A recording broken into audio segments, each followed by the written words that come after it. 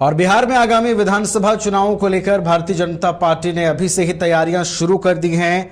BJP ने जिलावार प्रभारियों की सूची जारी कर दी है और इसे हम कह सकते हैं कि लोकसभा चुनावों के परिणाम के बाद विधानसभा चुनावों को लेकर बीजेपी एक्टिव मोड में है और लगातार जो है वो तैयारियां की जा रही हैं। कुछ दिनों पहले बीजेपी के जो प्रदेश अध्यक्ष हैं सम्राट चौधरी, उन्होंने भी कहा था कि हम लगातार मजबूती से काम कर रहे हैं और लोकसभा चुनाव में जहां पर भी बीजेपी चूकी है, जिन सीटों पर बीजेपी को पराजय झेलनी पड़ी है, उन तमाम चीजों की भी समीक्षा की गई है और 2025 में जो विधानसभा चुनाव बिहार में होने हैं उसको लेकर बीजेपी ने अभी से तैयारियां शुरू कर दी हैं। जिलावार प्रभारी मंत्रियों की जो सूची है वो जारी की गई है। हमारे साथ अधिक जानकारी के साथ हमारे बिहार संपादक एसके राजीव जुड़े हुए हैं लाइव, सीधा उनके पास चलेंगे। एसके राजीव, बीजेपी ने तैयारियां शुरू कर दी हैं विधानसभा चुनाव को लेकर, जिलावार प्रभारी मंत्रियों की सूची जारी की गई है। नहीं, देखिए नवीन, ये जो थोड़ा सा आप इसमें अमेंड कीजिए, क्योंकि जो प्रभारी मंत्री होते हैं उनका चुनाव से कोई वास्ता नहीं रहता है। बेसिकली ये किसी भी गवर्नमेंट का एक प्रोटोकॉल होता है कि जब सरकार फॉर्म होती है उसके बाद आपको हर एक जिले में जो है वो प्रभारी मंत्री होते हैं जो कि उस जिले के डेवलपमेंट पर नज़र रखते हैं। वहाँ पर वो मीटिंग करते हैं जिलाधिकारी के साथ और जो 20 सूत्री जो प्रभारी मंत्री जिसको कहा जाता है, तो इसका चुनाव से कुछ लेना देना नहीं रहता है। हाँ, ये बात अलग है कि चूंकि लोकसभा चुनाव की तैयारियों में सरकार जुटी हुई थी, लोकसभा चुनाव लड़ रही थी, तो लिहाजा जो प्रभारी मंत्री हैं जिले के उसकी अधिघोषणा जो है वो सरकार की तरफ से जारी नहीं की गई थी, जो कि आज जारी की गई है। और उसमें जो बिहार में जो टोटल कुल जो 29 मंत्री हैं वो 29 मंत्रियों के नाम की सूची जो है वो जारी की गई है और इनको हर एक जिले का प्रभारी बनाया गया है। बेसिकली ये मंत्री 20 सूत्री जो मंत्री कहे जाते हैं जिले में, और सम्राट चौधरी को जो है वो पटना का मंत्री बनाया गया है। तो बेसिकली पटना में जो भी डेवलपमेंट का काम होता है स्थानीय प्रशासन के द्वारा, उसकी समीक्षा वो मंत्री सम्राट चौधरी करेंगे। इसी तरीके से जो अलग अलग जिलों में जिन जिन मंत्रियों को जो विभाग सौंपा गया है, जो जिला सौंपा गया है, उस जिले की वो मॉनिटरिंग करेंगे। उस जिले में विकास कार्य कितना रफ्तार पकड़ पा रहा है उसकी वो समीक्षा करते हैं। जिलाधिकारी की अध्यक्षता में विधिवत ये मीटिंग होती है और ये महीने में एक बार मीटिंग होती है। जो 20 सूत्री की मीटिंग होती है जिले में, वो महीने में एक बार उसकी मीटिंग होती है। तो सम्राट चौधरी पटना के बनाए गए हैं। विजय कुमार सिन्हा को 2 जिला मुजफ्फरपुर और भोजपुर दिया गया है। विजय कुमार चौधरी को पूर्णिया और नालंदा का प्रभारी मंत्री बनाया गया है। विजेंद्र प्रसाद यादव को वैशाली का मंत्री बनाया गया है। डॉक्टर प्रेम कुमार को नवादा जिले का प्रभारी मंत्री बनाया गया है। श्रवण कुमार को समस्तीपुर और मधेपुरा 2 जिले दिए गए हैं।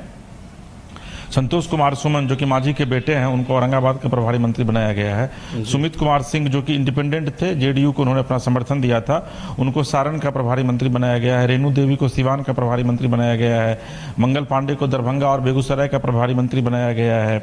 इसके अलावा नीरज कुमार सिंह को कटिहार का बनाया गया है। अशोक चौधरी को सीतामढ़ी और जहानाबाद का प्रभारी मंत्री बनाया गया है। श्रीमती लेसी सिंह को मधुबनी का प्रभारी मंत्री बनाया गया है। मदन सहनी को सुपौल, नीतीश मिश्रा को अररिया गया, नितिन नवीन को बक्सर और कैमूर, दिलीप कुमार जायसवाल को सहरसा, महेश्वर हजारे को खगड़िया, श्रीमती शीला कुमारी को शेखपुरा लखीसराय, सुनील कुमार को पूर्वी चंपारण, जनक राम को पश्चिमी चंपारण, हरीश सहनी को अरवल, श्री कृष्णनंदन पासवान को गोपालगंज, श्री जयंत राज को रोहतास, मोहम्मद जमा खान को किशनगंज और शिवहर, श्री रत्नेश सादा को जमुई, श्री केदार गुप्ता को मुंगेर, श्री सुरेंद्र मेहता को बांका और श्री संतोष कुमार सिंह को भागलपुर का प्रभारी मंत्री बनाया गया है। तो बेसिकली स्टेट गवर्नमेंट जो है वो कोई भी जो राज्य सरकार होती है या फिर जो केंद्र सरकार भी है, ये भी प्रभारी मंत्री बनाती है। तो विधिवत आज सरकार ने, राज्य सरकार ने 29 जो उनके मंत्री हैं बिहार सरकार में, उन तमाम मंत्रियों को अलग अलग जिले का प्रभार सौंपा है और ये मंत्री अब